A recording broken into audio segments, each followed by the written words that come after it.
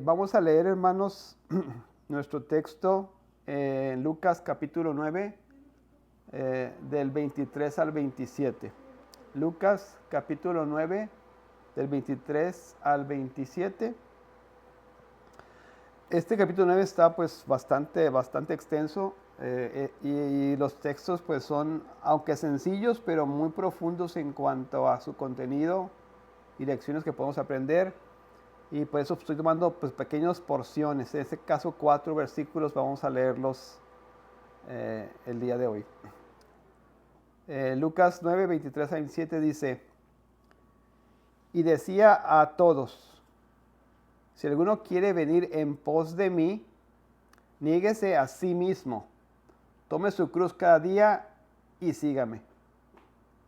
Porque todo el que quiera salvar su vida la perderá, y todo el que pierda su vida por causa de mí, éste la salvará. Pues, ¿qué aprovecha al hombre si gana todo el mundo y se destruye o se pierde a sí mismo? Porque el que se avergüence de mí y de mis palabras, de éste se avergonzará el Hijo del Hombre cuando venga en su gloria, y en la del Padre y en la de los santos ángeles. Pero os digo en verdad que hay algunos de los que están aquí que no gustarán la muerte hasta que venga el reino de Dios. Como pueden ver, pues no es nada complicado, pero sí voy a tomar pues frase por frase para poder entender lo que está escrito aquí. Lo puse de esta manera. Vean el versículo 23 nuevamente. Y decía a todos, a todos se refiere a los discípulos que estaban escuchando, a sus 12 discípulos y a la multitud que estaba presente, ¿verdad? Con Jesús. Creo que Lucas hace hincapié en todos porque la encomienda o la exhortación que viene adelante es bien importante.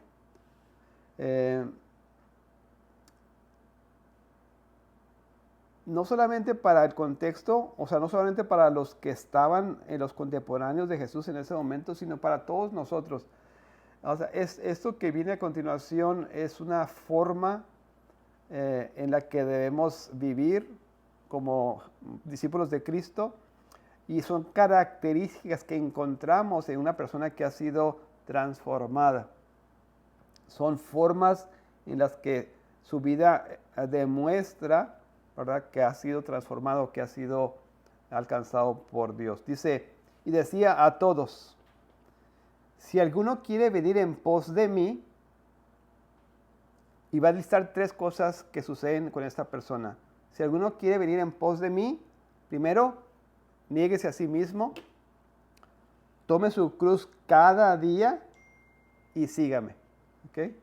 Eso es lo que está pasando aquí. Luego yo me pregunté, ¿qué quiere decir esto de venir en pos de mí? Si alguno quiere venir en pos de mí. Esto significa básicamente que esta persona se identifica con Cristo como un discípulo. En el contexto en el que está escrito esto, Jesús era su maestro que iba de lugar en lugar, de ciudad en ciudad, de una forma, no tiene una escuela específica, pues no tiene un lugar donde enseñaba, sino que iba de lugar en lugar, de ciudad en ciudad para poder llevar el mensaje. Entonces, una característica de ese momento para los discípulos que querían escuchar al maestro era que tenían que seguirlo, literalmente seguirlo, ¿verdad?, de un lugar a otro para poder escuchar la siguiente enseñanza. O sea, el discípulo tenía en su mente que para escuchar la enseñanza del maestro tenían que seguirlo literalmente, ¿verdad?, ir tras de él. Y lo que está diciendo, si alguno quiere venir en pos de mí, para escuchar mi palabra, para escuchar las enseñanzas, tenía que hacer estas cosas. Vamos a ver un poquito más de detalle. Primero dice, niéguese a sí mismo. Bueno, antes de poner ahí lo que yo puse, ¿qué significa negarse a sí mismo? ¿Qué entienden por eso? En el contexto de que Cristo está hablando, que está hablando a sus discípulos, a los que quieren seguirle. Entendemos que son discípulos verdaderos. ¿Qué significaría negarse a sí mismo? Yo creo que en el contexto era como, pues literalmente tenían que dejar todo atrás, ¿no? Todo lo que representaba lo que ellos eran. O sea, su vida, su casa, su familia. Entonces, pues en cierta parte era negar parte como de esta identidad que tal vez tenían. Y aparte, pues, como estar dispuesta a la transformación que venía, ¿no? Con seguir a Cristo. Que el viejo hombre muriera para que naciera el nuevo. Sí, ¿alguien quería hablar ahí en línea?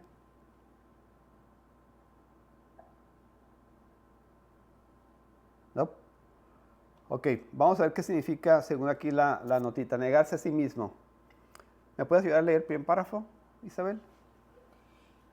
Es una decisión consciente de dejar de confiar en nuestras propias fuerzas, méritos o capacidades para descansar plenamente en la gracia salvadora del Señor.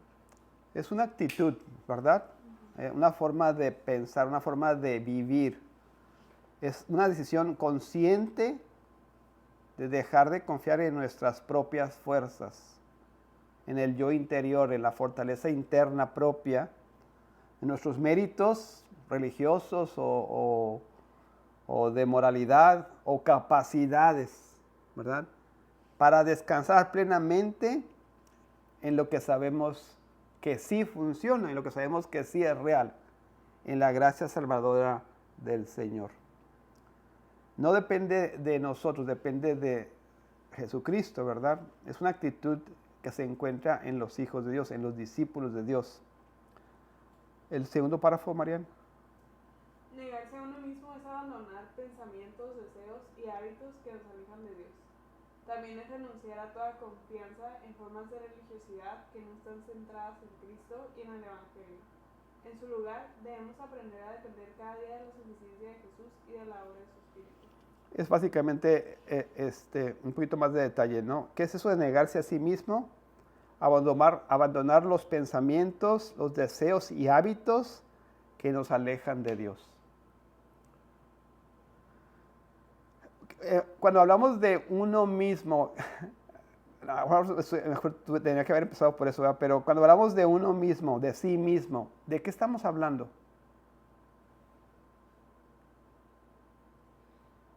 De nuestra identidad, decía María hace ratito, de lo que somos como persona, de cómo nos identificamos nosotros a nosotros mismos.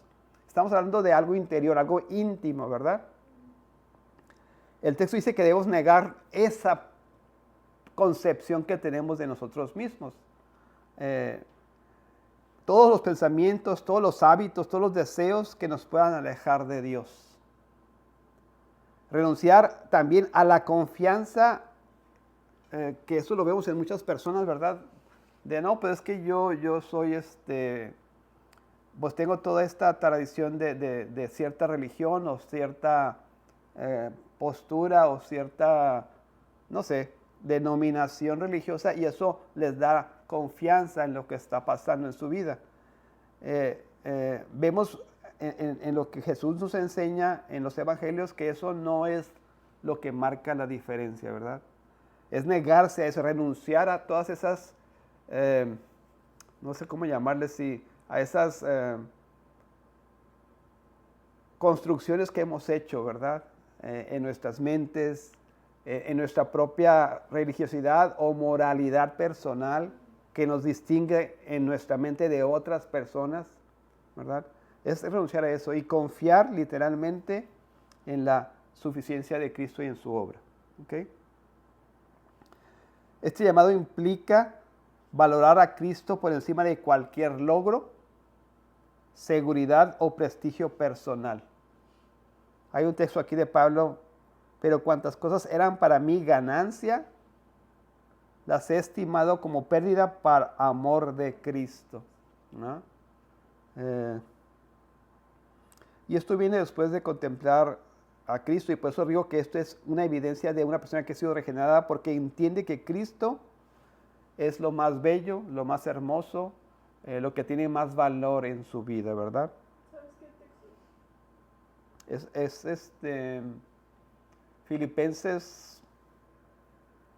Filipenses, no me acuerdo si 3 o 4, es Filipenses.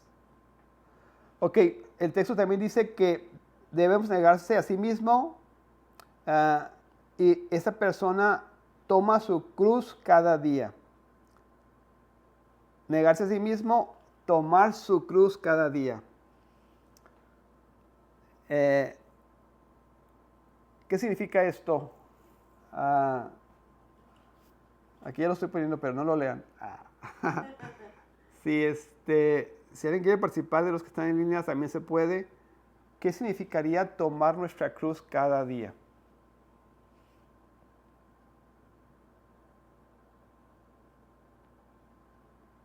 Pues cuando Jesucristo fue crucificado, lo hizo por amor, ¿no? Por amor pues a todos nosotros. Y padeció también por amor a nosotros. El tomar la cruz es también entender que pues va a haber un sacrificio que debemos de hacer por amor, ¿no? Por amor a aquel que murió por nosotros también. Sí, yo creo que Jesús está advirtiendo de lo que viene adelante, ¿verdad? De lo que sucede por seguir a Cristo, de lo que vamos a enfrentar en este proceso de seguirle. Vean lo que se tome, es su cruz. Cada persona tiene una cruz, por así decirlo, distinta. Es algo personal, es algo de la persona. Y esto se hace cada día, no es algo como que se hace una vez y se deja, sino es tome su cruz cada día, ¿verdad? Jesús llama a cada discípulo a tomar su cruz. Esto es algo personal. Lo que decía Isabel hace ratito, Jesucristo tomó esta cruz porque había sido condenado y como criminal condenado eran forzados a llevar su cruz para ir al punto en el que iban a ser crucificados. Esa imagen tenemos ahí, pero en el caso del cristiano no es por obligación que hacemos esto, ¿verdad? Sino porque Cristo es lo más valioso y voluntariamente, impulsados por amor y fidelidad al Señor, hacemos esta acción de, ahorita vamos a ver un poquito más, pero de acción de tomar la cruz. Adelante. Pues para terminar con esa imagen, se me vino a la mente que al final del camino de tomar la cruz para un delincuente, para un criminal, pues estaba la muerte, pero para nosotros es lo contrario. Sí, hay un proceso de muerte en este sí creo, porque va a morir lo que somos, aparte de lo mismo que decía al principio, de negarse a nosotros mismos, pero sí, este proceso no es para una muerte final, es para nuestra santificación, ¿verdad? Tiene el efecto contrario en nuestras vidas. El llevar la cruz en este sentido es este proceso que usa Dios para santificarnos, para llevarnos a la imagen o la perfección, ¿verdad? de su Hijo. Gracias, Alonso. Algo que es bien importante aquí, hablamos siempre de que la salvación es gratuita, ¿verdad? Que la salvación fue pagada por el Señor.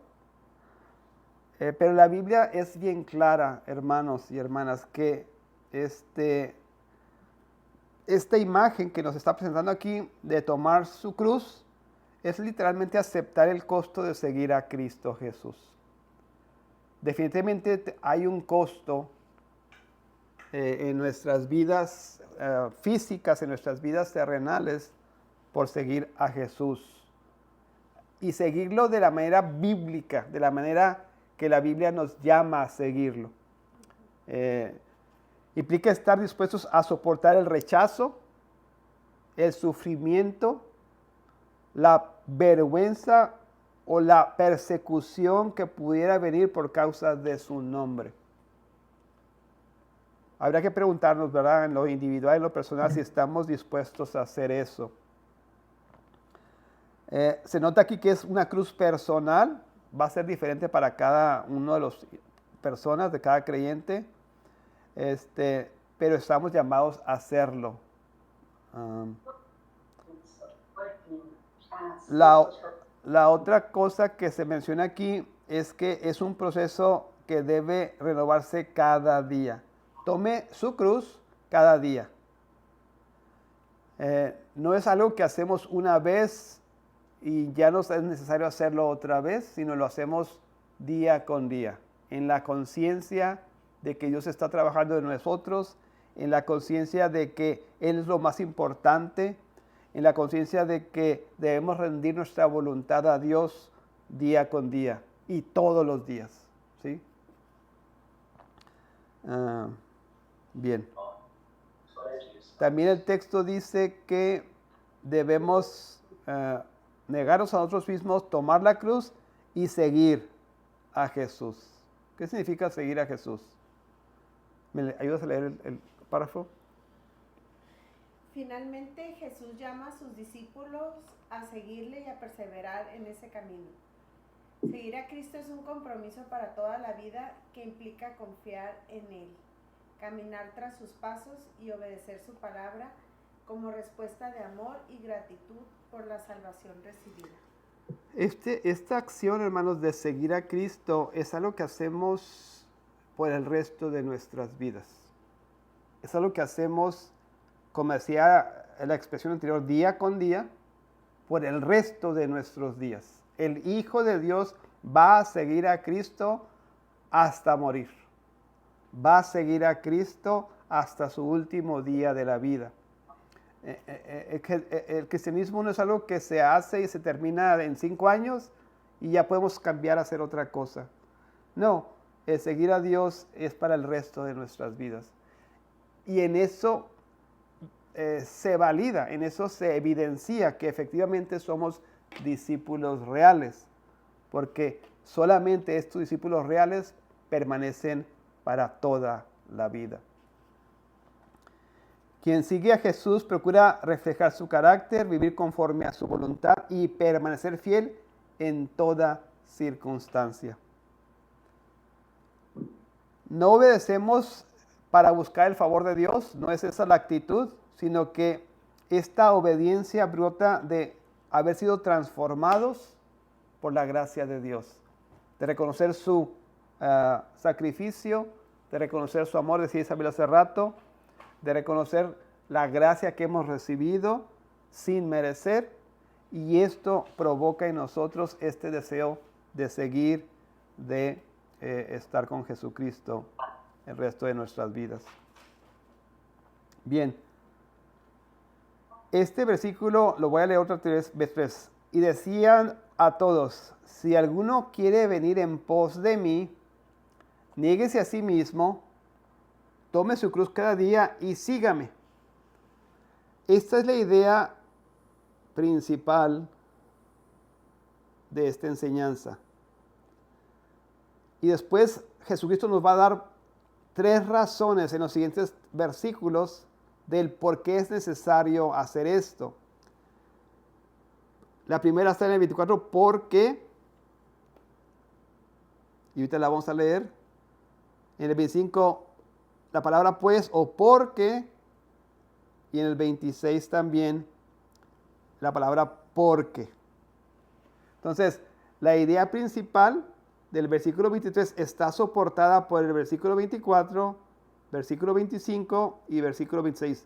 Los porqués o los motivos por qué la idea del 23 es necesario hacer. Es lo que vamos a leer ahorita.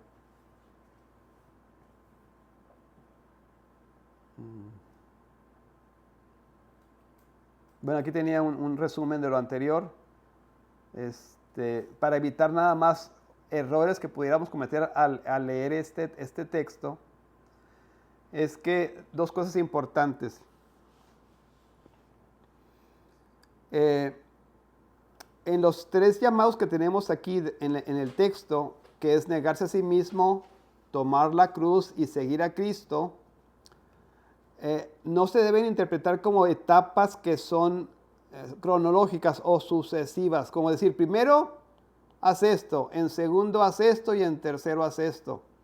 No es esa la enseñanza. Las tres cosas al mismo tiempo dan evidencia de esta realidad que tenemos. Una conversión genuina y una vida de discipulado que continúa en el proceso de santificación. O sea, no es que en una parte de mi vida me vaya a negar a mí mismo y luego en una segunda etapa de mi vida vaya a tomar mi cruz y en una tercera etapa vaya a seguir a Cristo. Estas tres cosas las hacemos en toda nuestra vida. No es un orden cronológico, es un orden lógico de ideas aquí nada más. ¿Okay? Las tres interactúan para definir al discípulo de Cristo Jesús. Y el otro también muy común de este texto es que a veces pensamos que esto lo hacemos en nuestras propias fuerzas. No se trata de lo que yo pueda hacer en mis propias fuerzas, se trata de lo que Cristo hace en nosotros. Ayúdame el último párrafo, Marian. Al mismo tiempo, es importante recordar que no podemos vivir este llamado por nuestras propias fuerzas. La capacidad para negarse a sí mismo, perseverar en medio de las pruebas y seguir fielmente a Cristo, nace de la obra regeneradora del Espíritu Santo.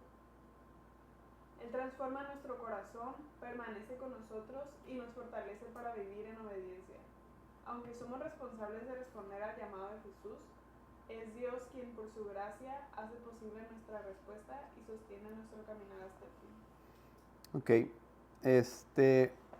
La capacidad para negarnos, para perseverar y para seguir a Jesús solamente es posible por la obra del Espíritu Santo, la obra de salvación que hemos hablado.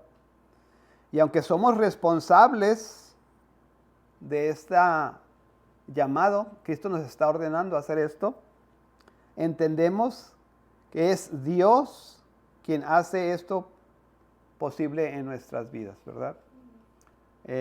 Este esfuerzo en nuestras fortaleza se reduciría al legalismo, ¿verdad?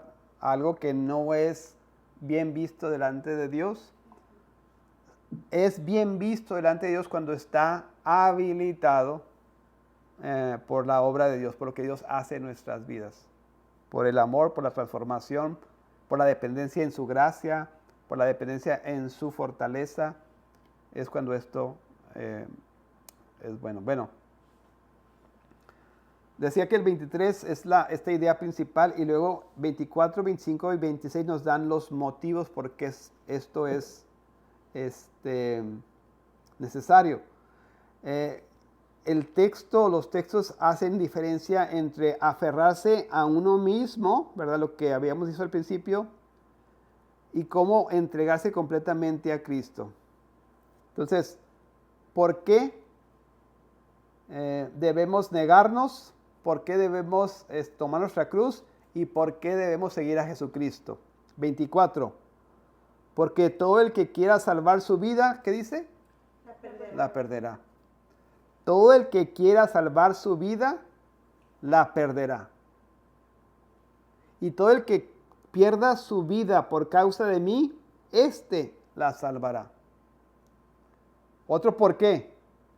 La palabra pues o por qué es básicamente lo mismo. Porque ¿qué aprovecha al hombre si gana todo el mundo y se destruye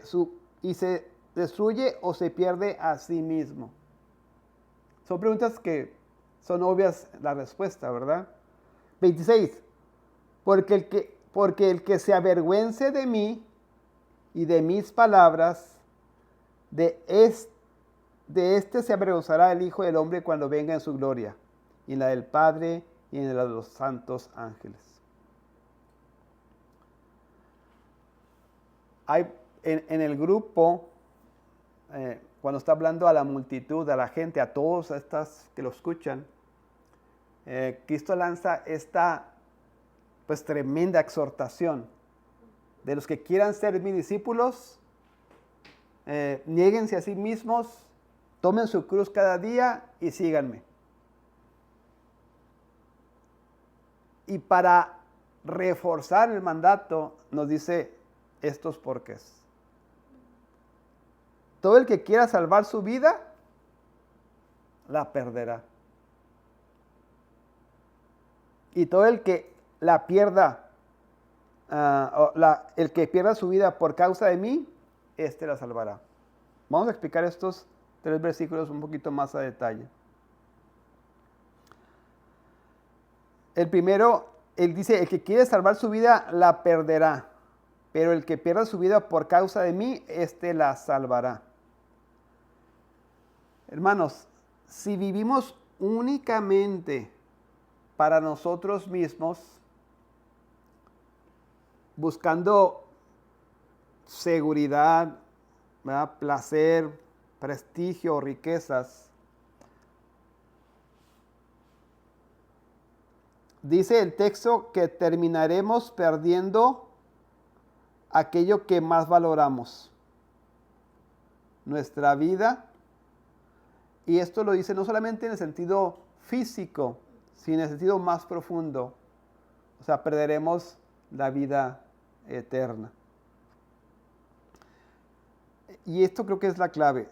Si vivimos únicamente para nosotros mismos.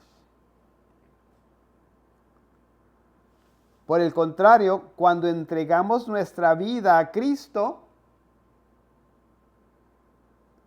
nos consagramos a su servicio, el texto nos está diciendo que vamos a descubrir la verdadera plenitud, la vida, ¿verdad?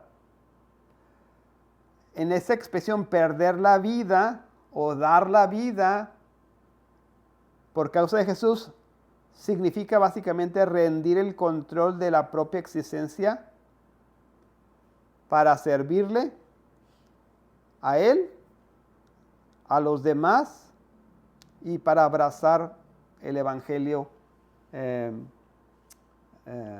fielmente. En el contexto dice, el que quiera salvar su vida, vivir para sí mismo, no compartir, no negarse, no rendirse, no dar de sí mismo, al final de su vida se perderá. Pero el que pierda su vida física, temporal, por causa de mí, o sea, dándose de sí mismo, viendo por los demás, dice Jesús que al final de su vida la salvará. ¿Se entiende las dos situaciones, verdad? Luego dice el siguiente: ¿de qué le sirve al hombre ganar el mundo entero si pierde su vida? Puedes haber acumulado todas las riquezas, todo el poder, todas las posesiones, pero si al final de tu vida tu alma se va a perder, ¿qué sentido tiene, no? ¿Qué sentido tiene? Si al final de nuestro caminar quedaremos separados de Dios, si al final de nuestro desarrollo en esta tierra vamos a estar separados de la gloria de Dios, ¿qué está diciendo? ¿Qué sentido tiene? Ningún éxito terrenal puede compensar la pérdida de nuestra vida eterna, ¿verdad? De nuestra unión con Cristo. Y a lo mejor se dice fácil y qué obvio resulta al leerlo de esta manera, pero deberíamos analizar nuestras vidas, ¿verdad? Porque a veces no estamos evaluando correctamente nuestras prioridades, en nuestros tiempos, en lo que anhelamos y deseamos, por lo que estamos trabajando en nuestras vidas. A veces perdemos nuestra balanza y queremos las posesiones, queremos el prestigio, queremos las riquezas, queremos la estabilidad, sin pensar en las consecuencias que esto puede traer en nuestras vidas. Ya lo he dicho, no para decir que esto no es bueno seguirlo, no es bueno que nuestro amor esté nuestro corazón esté amarrado a estas cosas terrenales. Debemos estar pensando que aunque mi vida terrenal sea gastada, sea invertida en las cosas que Dios quiere que sea, esto no significa que no estoy alcanzando riquezas de mi vida eterna, ¿no? Tendemos a confundir muchas veces el éxito físico, el éxito en esta tierra, con lo que Dios espera de nosotros, ¿no? No sé si me explico.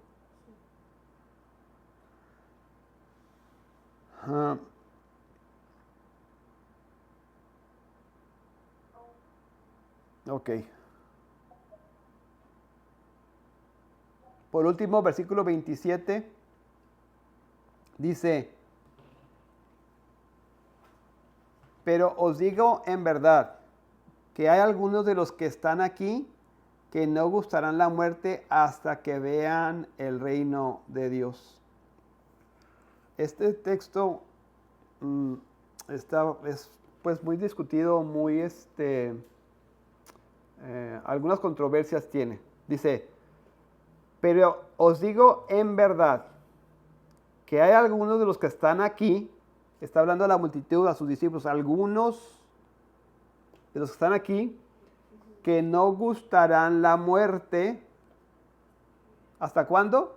Hasta que vean el reino de Dios. Hasta que vean el reino de Dios.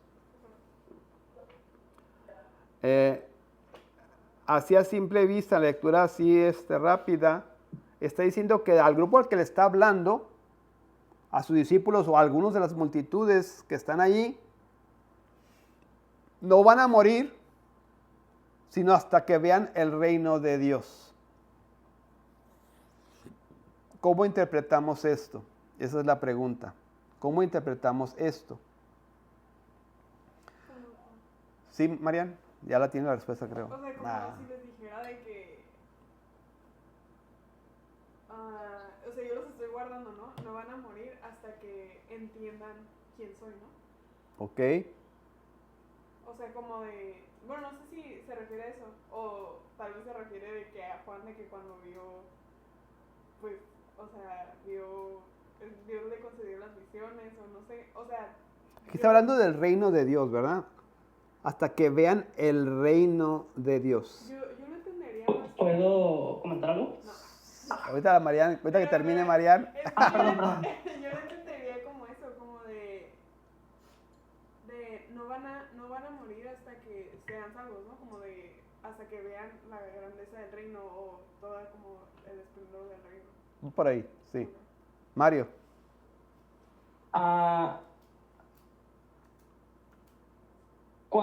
Creo que es en los evangelios cuando Jesús declara que el reino de Dios ya está ahí, ¿no? O sea, Se ha acercado.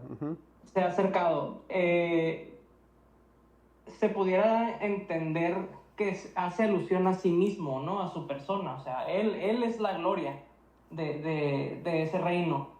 Entonces, va un poco a lo que menciona Marian, hasta que Dios regenera su corazón, su ser, el de las personas en este momento de las que les está hablando, pues es cuando ellos van a empezar a asimilar y empezar a entender, porque se les está habilitando para, pues sí, entender y aceptar que Jesús es esa gloria, ese reino del que se está hablando. Sí. O sea, y a partir de ahí, o sea, pues es lo que hemos venido como aprendiendo, ¿no? O sea, podremos a lo mejor tener una muerte física, pero no una muerte espiritual. Es lo que hemos entendido como, o sea, la vida eterna no empieza en el momento en el que mi cuerpo muere y voy a la presencia de Dios, sino desde que soy regenerado, soy salvo, ya empecé a vivir en esa vida eterna. Sí. ¿Caben esas interpretaciones? A ver, Alonso, dime. Yo estoy tratando de entenderlo más por cómo está escrito desde el pero, ¿no? Porque el pero ya está poniendo en oposición eso que está diciendo con el versículo anterior. El versículo anterior dice, porque el que se avergüence de mí y de mis palabras, de este se avergonzará el Hijo del Hombre cuando Él venga en su gloria y la del Padre y la de los santos ángeles. Está hablando de un evento, de cuando el Hijo venga en toda su gloria, y está hablando de los que se avergonzaron de mí. Entonces, en este otro, en el 27, cuando dice pero, cuando dice hay unos de los que están aquí, esto lo está poniendo en contraposición de los que se avergonzaron. O sea, estos que no se avergonzaron de los que están aquí, pues van a ver el reino no van a morir hasta que, es como pues la lectura más simple, ¿no? O sea, que pues sí, que no van a morir hasta que vean el reino de Dios. Sí, creo que tiene, la idea es correcta porque dice 26, porque el que se avergüence de mí y de mis palabras, de este se avergonzará el Hijo del Hombre. ¿Cuándo? Cuando venga en su gloria. ¿Este está hablando de qué? De la segunda venida, ¿verdad? De la segunda venida. Ahí no es donde está la polémica, como pudiera abrirse como la discusión en la interpretación. Sí, pero ahorita los voy a tratar de explicar. Entonces, está hablando del evento cuando venga en su gloria y en la del Padre y en la de los santos. Este es un evento, como dice Alonso, en el futuro. Pero este evento comienza, esta es la segunda venida, comienza en la cruz y resurrección, vamos a decir resurrección. Cuando decía Mario, en los evangelios aquí, Jesús decía, el reino de Dios se acercó, ¿verdad? Se ha acercado, está aquí. O sea, en la presencia de Cristo está anunciando y está evidenciando que el reino de Dios, que la gloria que estamos esperando, que la transformación de la creación de nosotros, de la realidad bíblica, de la realidad de Dios, ya está aquí, ¿verdad? Ya está en nosotros. Y, o sea, como que aquí nace este evento y se va a cumplir, ¿verdad? En el tiempo y se va a realizar físicamente y totalmente en esta segunda venida. Entonces, el misterio dice, pero os digo que hay algunos de los que están aquí que no van a morir hasta que esto suceda. Entonces, pues no puede ser hasta la segunda venida porque no ha regresado. Tiene que ser que ellos fueron testigos de la cruz, de la resurrección, inclusive eventos más futuros como ¿Hablando también de la transfiguración ahí? transfiguración también. Esa es otra interpretación. Puede ser la transfiguración, donde Cristo manifestó, ¿verdad?, la gloria. Transfiguración, cruz, resurrección, no sé, el bautismo con el Espíritu Santo, Pentecostés. Sí, está oscuro y, o sea, me pongo a pensar como que, pues, con razón los discípulos pensaban que iba a volver en su vida, ¿no? Porque, Correcto, pues, correcto. es lo que parece que está diciendo. No les explico. Sí, yo creo que sí tiene sentido en ambas, porque hay un sentido de urgencia, ¿verdad? Pero tenemos que entender que Cristo, o sea, su manifestación total en cuanto a su reinado físico, en cuanto a su reinado que estamos esperando, no se ha consumado físicamente en su totalidad. Estamos en este proceso que nace aquí y se va a completar acá. Entonces, no quiere decir que no se ha acercado. Ya está aquí el reino. En esto es, ya dice un relajo aquí, pero en estos tiempos y se está completando, manifestando hasta llegar a la consumación final en su segunda venida. Entonces, los que estuvieron en estos tiempos que vemos aquí, pues fueron testigos. Creo que está diciendo, no han muerto y ya están viendo esta manifestación del reino de Dios. Voy a leer las notas. ¿Puedo hacer un último Sí, comentario? Hace varios domingos, cuando el pastor estaba, no me acuerdo si fue en escuela dominical o en predicación, hablaba de una doctrina rara, una postura, no, creo que es la palabra correcta, que hablaba de, o que planteaba la situación, la opción de que cuando las personas que están en Cristo mueren físicamente, que su alma entra como en un sueño ahí en lo que llega a este punto, creo, del que estamos ahorita hablando, o sea, su segunda venida, cuando es Cristo manifestó, cuando Cristo regresa en su gloria con los ángeles, con toda la fuerza, el poder que Él tiene. Por eso yo hacía el comentario en cuanto a cuando somos salvos o somos regenerados, ajá, el reino de Dios se acercó o llegó con Jesús en su primera venida.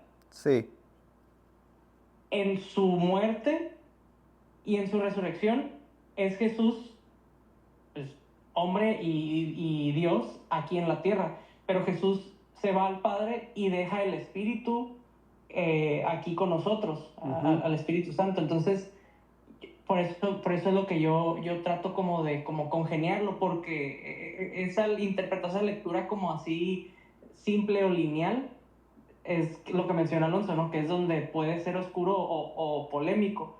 Entonces, a esa pudiera como hacer creo yo que pudiera hacer alusiones esas palabras de, o sea, no verán muerte, sino hasta que pues Jesús regrese, ¿no? O sea, porque como ya estamos regenerados, es el Espíritu dentro de nosotros, nuestro cuerpo muere, pero nuestra alma, pues no, ni se va a ese sueño así como de hibernación, ya ni te nada, o sea, entendí, ya te entendí para dónde, no te había entendido. va, va a la presencia Pero no, de aquí Dios. sí está hablando de muerte física, Mario. O sea, Ok, sí está ok, hablando de ok, muerte ok. física. Creo que ya te entendí. O sea, aquí está diciendo que no van a morir físicamente hasta que vean el reino. Y eso es lo polémico aquí, en realidad. Porque si no estarían vivos todavía. Ajá, entonces sí está diciendo que no van a gustar la muerte física. Entonces por eso necesitamos interpretarlo con estos comienzos del reino, por así decirlo, lo que decía yo en la cruz y en la segunda venida. Dice la Biblia que los últimos tiempos empezaron en la cruz. Desde Cristo vino. ¿Se acuerdan de esto? Cristo lo dijo muchas veces. Estamos en los últimos tiempos. Desde que Él empezó, desde que Él vino. Entonces, este proceso de la llegada de su reino empezó en este periodo de tiempo. Estamos en los últimos tiempos y inauguró la cruz los últimos tiempos. Cuando hablamos de los últimos tiempos, no solamente estamos hablando del fin del mundo, estamos hablando del tiempo en el que llegó Jesús y comenzó este proceso y comenzó este reinado, por así decirlo. No sé si me explico. Entonces, estos que estaban aquí antes de la cruz,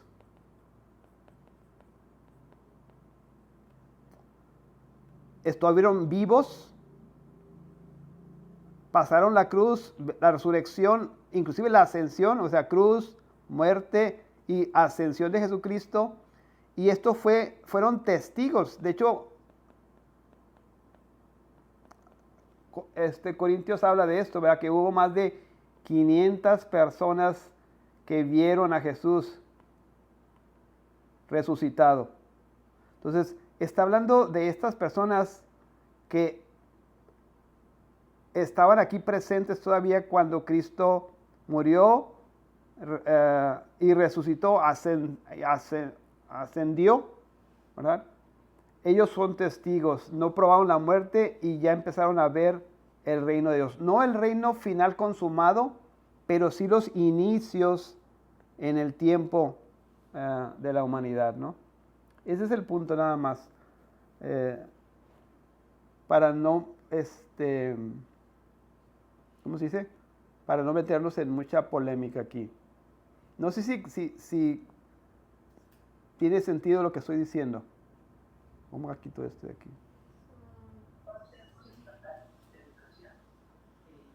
Bueno, O sea, entiendo la postura, no sé si...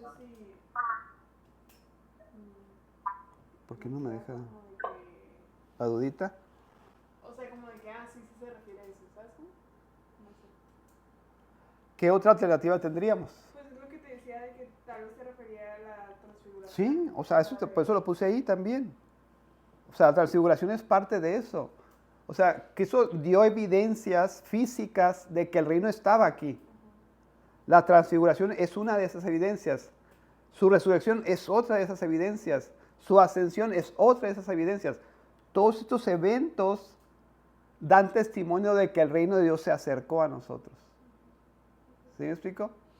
O sea, está dando testimonio de que esto es una realidad que está comenzando en este tiempo y que se va a concluir en la segunda venida. O sea, el evento de la transfiguración, de la crucifixión, de su muerte y resurrección, de el ascensión y entronización, no sé cómo se llame, de Jesucristo, esto nos da evidencia de que el reino de Dios se ha acercado. ¿Verdad? Ok.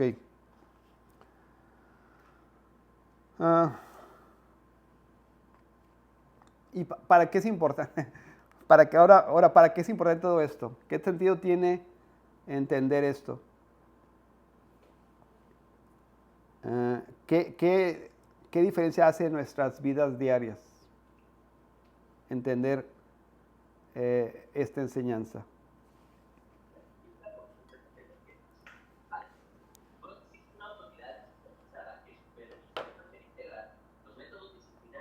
¿Alguna idea? Pues puede ser un argumento que refuerza nuestra certeza en tanto la obra de Cristo como la victoria que ya fue obtenida por Él, ¿no? Y pues sí, también pues sí, son argumentos, o sea, como que están fortaleciendo esa idea, y yo lo siento como cerrando cabos o atando cabos como que pudieran haber estado como sueltos conforme a lo que ha ido enseñando a lo largo de su ministerio aquí en la tierra, ¿no? Y que pues es evidencia también para nosotros, certeza, confianza, seguridad, o sea, el negarme a mí mismo, el cargar mi cruz, el seguirlo a Él, todo esto lleva a una victoria en Él, no a ver si le hago caso, si lo obedezco y si cargo mi cruz y si intento, o sea, puede que salga victorioso. No, es una certeza, ¿no? De que si obedezco y actúo en el poder del Espíritu, en confianza en Él, esto es a donde me voy a... Es la promesa que nos está dando, ¿no? Sí, la palabra de Dios habla de promesas, pero Dios es tan bueno con nosotros que nos da evidencias físicas claras de que esto no es solamente algo como mitológico, algo que está allá en el pensamiento de alguien, sino que el Señor se encarga de evidenciar esto, de dar testimonios físicos reales de que hay un reino, de que Él es el rey, de que Él es el soberano, y el hecho de que nos esté demandando cosas, nos esté ordenando hacer cosas como sus súbditos, ¿verdad? Nos garantiza, ¿verdad? Que Él tiene, pues siendo el rey de este reino nuevo que estamos esperando, nos debemos someter y confiar que Él nos va a sostener y nos va a premiar también, nos va a, decía creo que Mario, Mario González el domingo pasado, Él nos va a glorificar junto con Él, ¿verdad? Somos súbditos de un reino real, de un reino que aún está por manifestarse completamente, pero es real. Hay evidencias reales de que somos súbditos de un reino de Jesucristo. Él nos va a glorificar y nos va a hacer parte de este reino que está descrito en muchas formas a través de la Escritura. Comenzó en los días de Jesucristo el reino de Dios. Él es el rey. Al acercarse al rey, por supuesto que el reino se acerca y se va a manifestar en su plenitud en su segunda venida, cuando Él venga en gloria, ¿verdad? En toda su majestad, en todo su poder, en toda su, no en humildad como vino, sino en majestad, no en sumisión, sino en toda autoridad, no para recibir castigo, sino para juzgar a toda la humanidad. Somos entonces súbditos de este rey, somos entonces súbditos de un rey, de un reinado verdadero, un reinado físico, no solamente espiritual, no solamente en las nubes, como a veces lo presentan en la literatura o en las películas. Es un reino real, que se va a manifestar físicamente en la segunda venida de Jesucristo. Bien, vamos a orar para pedir al Señor que nos ayude, ¿verdad?, a vivir nuestras vidas en esta perspectiva. Y digo, nada más para redondear la idea, tener esa perspectiva del reino que viene nos hace efectivos en esta tierra. La gente piensa a veces que, oh no, pues tú estás en el cielo, pensando en las cosas del cielo solamente, pensando en lo que va a venir. Y eso creen que tiene un efecto negativo y en realidad lo tiene al revés. Cuando estamos pensando en el reino prometido, en el reino que Jesucristo representa, en el reino que está prometido para nosotros, eso nos hace efectivos en nuestra vida física, porque estamos viviendo de acuerdo a la ética del reino venidero. Estamos viviendo de acuerdo a la constitución, a las leyes del reino que viene adelante. Eso beneficia en este caminar temporal a nosotros y a la gente que nos rodea, porque estamos ahora viviendo como súbditos del reino venidero, pero caminando físicamente en este reino todavía, pues que es temporal o físico, ¿no? Vamos a pedir al Señor que sea eso una realidad de nuestras vidas, que podamos vivir de acuerdo a la ética del reino venidero y seamos prácticos, que seamos instrumentos para esta temporalidad física que estamos viviendo. Señor, te doy gracias en esta tarde, Señor, por estos momentos de reflexión, por estos momentos, Señor, en tu palabra. Ayúdanos, Señor, a seguir investigando, a seguir leyendo, a seguir interpretando, Señor, y que esta luz sea aún más resplandeciente, Señor, sobre nosotros. Que podamos, a través de tu Espíritu, entender, comprender, Señor, asimilar correctamente tus palabras para vivir en luz, en la luz de ellas, Señor. Permite que nuestra vida refleje lo que seremos a hoy en día. Que vivamos, Señor, según la ética del reino que ha sido prometido, como súbditos de aquel Rey, Señor, en nuestras vidas diarias, en nuestras vidas físicas, en nuestras vidas ahora temporales, Señor. Que podamos negarnos a nosotros mismos, sabiendo el futuro que nos espera. Que podamos tomar nuestra cruz física de hoy, Señor, sabiendo que habrá gloria y majestad en el futuro. Que podamos seguir, Señor, día con día, negando, Señor, sufriendo, soportando, Señor, las penalidades, porque sabemos que estamos seguros en Cristo Jesús, Señor, siempre. Que tú has dado tu vida para protegernos, que tú has dado tu vida para salvarnos, que tú has dado tu vida, Señor, para que este reino sea real en nuestro futuro, en nuestra herencia. Te doy gracias, Señor, por estas bendiciones que disfrutamos. Permite que nuestras mentes sean concentradas, Señor, en la eternidad, no solamente en lo temporal, que seamos lo suficientemente, Señor, sabios y valientes como para vivir nuestras vidas a la luz de lo que has prometido, a la luz, Señor, de lo que vamos a heredar, a la luz, Señor, de la eternidad. Te pido esto, Señor, en nombre de Cristo Jesús. Amén.